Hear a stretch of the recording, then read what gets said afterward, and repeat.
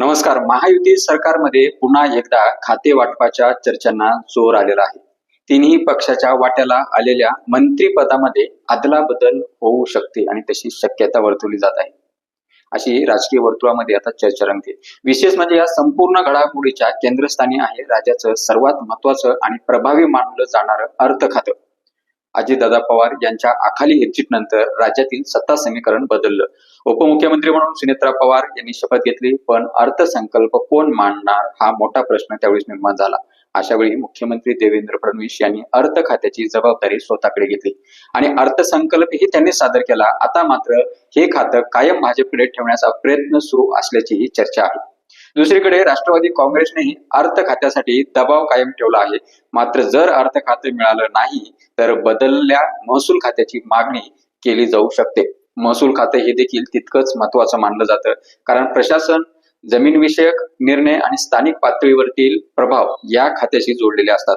यामुळे भाजपचे महसूल मंत्री चंद्रशेखर बावनकुळे यांच्यावरती परिणाम होऊ शकतो. त्यांच्या खात्यात बदल करून त्यांना ऊर्जा खातं दिलं जाऊ शकतं अशी शक्यता वर्तवली जात आहे. बावनकुळे यांनी ऊर्जा खात्याचा पूर्वानुभव असल्यामुळे हा बदल सन्मानपूर्वक केला जाऊ शकतो. फक्त भाजप आणि राष्ट्रवादीतच नव्हे तर शिवसेनेच्या वाट्याला आलेल्या काही खात्यामध्येही फेरबदल होण्याची शक्यता वर्तवली जात आहे. सामाजिक न्याय मंत्री संजय शिरसाट असतील आणि पर्यटन मंत्री शंभूराज देसाई यांच्या खात्यामध्ये बदल होण्याची चर्चा आता राजकीय वर्तुळामध्ये रंगली आहे. याचा अर्थ स्पष्ट आहे, महायुतीतील केवळ सत्ता नाही तर प्रभावी मंत्रालयासाठी अंतर्गत स्पर्धा वाढल्याचं चिन्ह आहे. राजकारणात खाते वाटप म्हणजे फक्त प्रशासनिक निर्णय नसतो, तर पक्षाची ताकद, नेतृत्वाचा प्रभाव आणि आगामी निवडणुकाची रणनीती दर्शवण्याचे एक यंत्र आहे.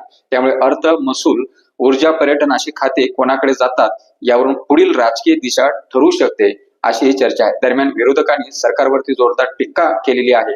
यामध्ये नाना पटोले यांनी मलाईदार खात्यासाठी महायुतीत चढाओढ असल्याचं म्हटलेलं आहे. अशा त्यांनी आरोपण केला आहे. म्हणजेच विरोधक या वादातून सरकारची प्रतिमा डागाळण्याचा प्रयत्न करत आहेत की काय, हाही एक मोठा प्रश्न या ठिकाणी निर्माण होतो. आता सर्वात मोठा प्रश्न असा आहे, खाते वाटपाचा हा संघर्ष महायुतीतील मैत्री मजबूत करणार की मतभेद वाढवणार? मुख्यमंत्री देवेंद्र फडणवीस यांच्या समोर खरी कसोटी ही असणार आहे. कारण सत्ता टिकवायची असेल तर मित्र पक्षांना समाधानी ठेवणं तितकंच महत्वाचं आहे. म्हणून येत्या काही दिवसामध्ये होणारे निर्णय केवळ मंत्र्याची नावं बदलणार नाहीत, तर महाराष्ट्राच्या राजकारणातील पुढचं समीकरणही बदलू शकतात.